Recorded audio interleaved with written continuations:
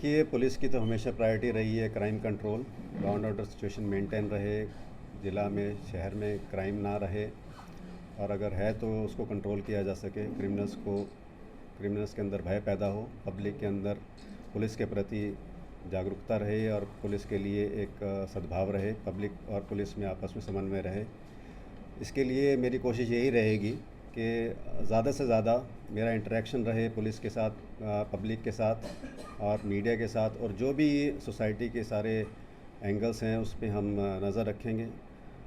सबसे बड़ी बात ये है कि आप सबको जैसे पता है कि अभी इलेक्शन का माहौल है, विधानसभा इलेक्शंस जो हैं अनाउंस हो चुके हैं और ये बड़ा सेंसिटिव इशू रहता है। तो इसके अंदर भी हमारी पुलिस की, प्रशासन की प्रायोरिटी रहेगी कि हम निष्पक्ष और भयमुक्त इलेक्शंस कंडक्ट कराएं, लॉ एंड ऑर्डर मेंटेन रहे, सिक्योरिटी एंगल से भी हमने सारे बंदोबस्त किए हैं। तो आगे मैं समझता हूं कि अगर पुलिस अच्छा काम करेगी और हमें जनता का सहयोग भी मिलेगा और सभी का सहयोग मिलेगा तो हम अच्छा काम करके दिखाएंगे। सर, शहर में बाइक चोरी की घटनाएं बहुत ज़्यादा होती हैं, क्या कुछ फोकस? देखिए, पुलिस के लिए फोकस एरियाज़ बहुत हैं, चाहे वो मोटर व्हीकल थेफ्ट भी है, जैसे आपने बाइक चोरी का जिक्र किया, मोटर व्हीकल थेफ्ट है, अदर क्राइम्स भी हैं।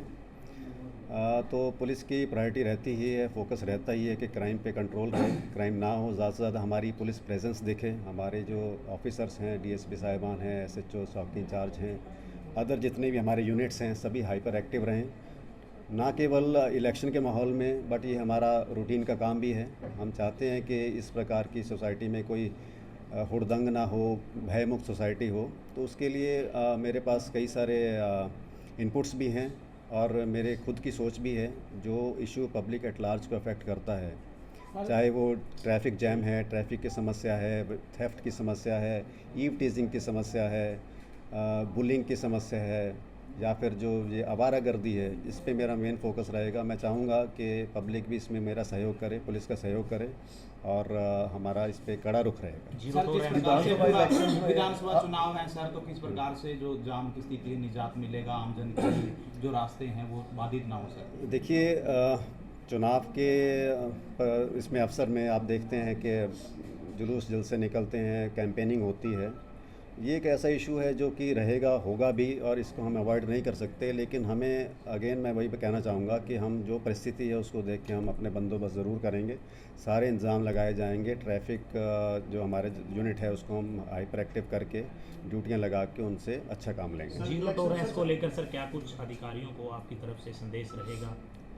Zero tolerance in all aspects, चाहे वो कोई भी एंगल हो, किसी भी तरीके से हम ज़ीरो टॉलरेंस की नीति को अपनाएंगे।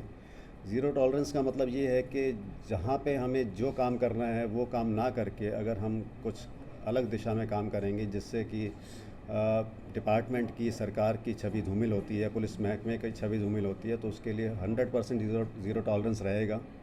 क्योंकि कोई भी इंडिविजुअल पूरे डिपार्टमेंट को बदनाम नहीं कर सकता।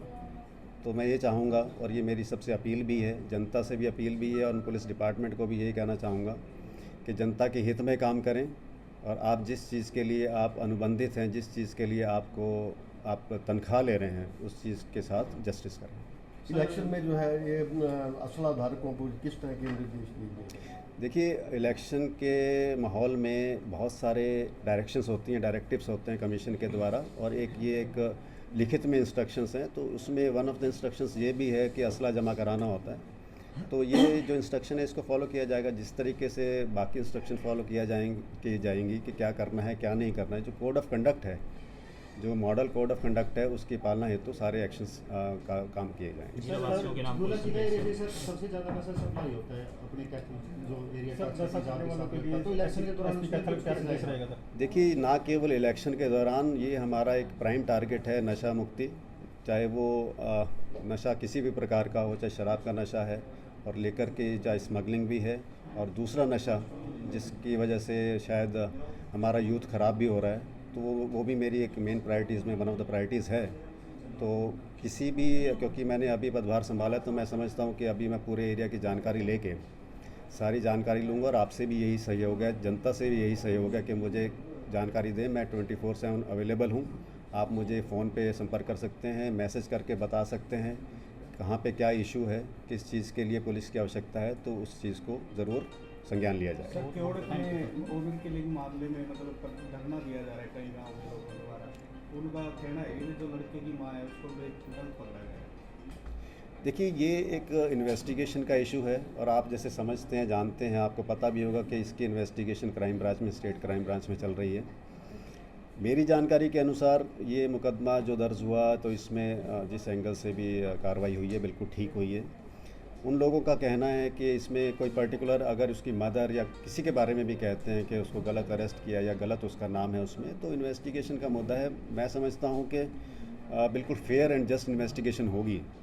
मेरी उन लोगों से यही अपील है कि आप इस चीज़ का विश्वास रखें कि किसी के खिलाफ़ गलत कार्रवाई नहीं होगी और हम बिल्कुल इसमें जस्टिस करेंगे। मैं समझता हूँ कि विदिन 4, 5, 7 डेज़ इसके अंदर हम एक अच्छे डिसीजन पर पहुँचेंगे और ठीक इन्वेस्टिगेशन होगी। गिरफ्तारी देने की बात कही जा रही है, आपसे भी मिले हैं क्या कुछ लोग इस मामले में? देखिए, मेरे से तो अभी कोई नहीं मिला है, बट मैं चाहूँगा उनसे बातचीत करना चाहूँगा, उनको बताना चाहूँगा कि इन्वेस्टिगेशन किस प्रकार से चल रही है और हम उसके अंदर क्या करने जा रहे हैं।